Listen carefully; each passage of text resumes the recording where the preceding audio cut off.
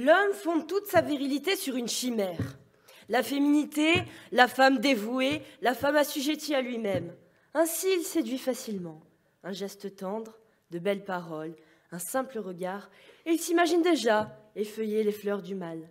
Il fantasme à l'idée que telle Blanche-Neige au fond de son caveau, que telle Pénélope devant son tableau, la femme l'attend pour vivre.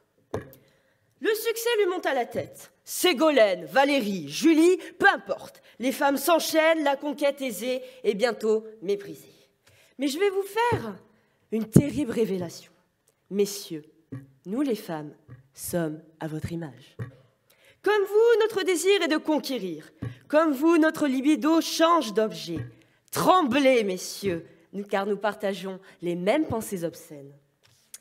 Les pulsions bestiales nous sont familières. Comme le petit chaperon rouge, oui, nous voulons voir le loup. Comme Pénélope, nous regardons les aiguilles entre nos mains avec beaucoup d'imagination. L'homme est, comme dirait Zola, une broche que l'on accroche à sa poitrine pour quelques heures et que l'on jette dans un tiroir quand on n'en a plus besoin. Car oui, si le corps de l'homme est plus facile à envahir que la Pologne, conquérir le cœur d'une femme est plus difficile à résoudre que le conflit afghan. Lorsque vous nous dites « je vous ai compris », par pitié, je vous demande de vous arrêter. Non, l'homme ne peut pas comprendre la femme.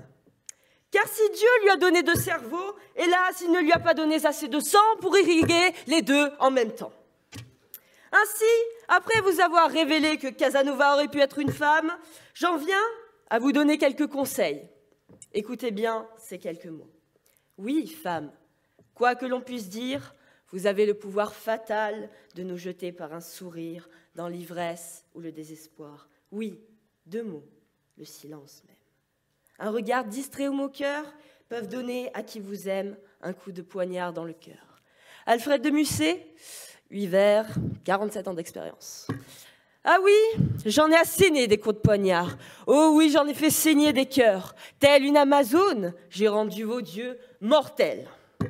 À ce propos, on me dit souvent, tu es contre les hommes. Oui, évidemment, j'aime être contre les hommes. Les nuits d'hiver au coin du feu. Et dans ces moments précis, je leur dis, entrez par la porte étroite. Car la porte large et le chemin spacieux mènent à la perdition. Il y en a beaucoup qui y entrent, mais la porte étroite et le chemin étroit mènent à la vie, et il y en a bien peu qui y entrent. Voici la belle leçon que nous insigne saint Matthieu dans l'Évangile. Bref, tout ceci pour dire que n'entre pas qui veut dans la maison du bon Dieu. Adieu, homme facile. Oui, j'ai une aversion pour les catins. Adieu, descendant du général Boulanger, ma foi, prête à mourir pour une femme et bien trop facile à rouler dans la farine.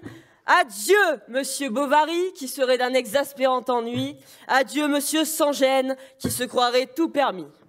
Mais je ne perds pas espoir. Non, je ne perds pas espoir. Non, je ne laisse pas tomber. Car je sais, messieurs, ô combien c'est dur d'être un homme libéré. Ainsi, la beauté d'une femme est égale à sa difficulté de conquête. Pour mieux comprendre, pensez à l'extase de César devant son empire, à la jouissance de Napoléon à Austerlitz, à la joie de Martine Aubry dans sa mairie de Lille en 2008. Ah, comme quoi, il y a vraiment des campagnes qui valent le coup, hein. Il est vrai... J'arrive.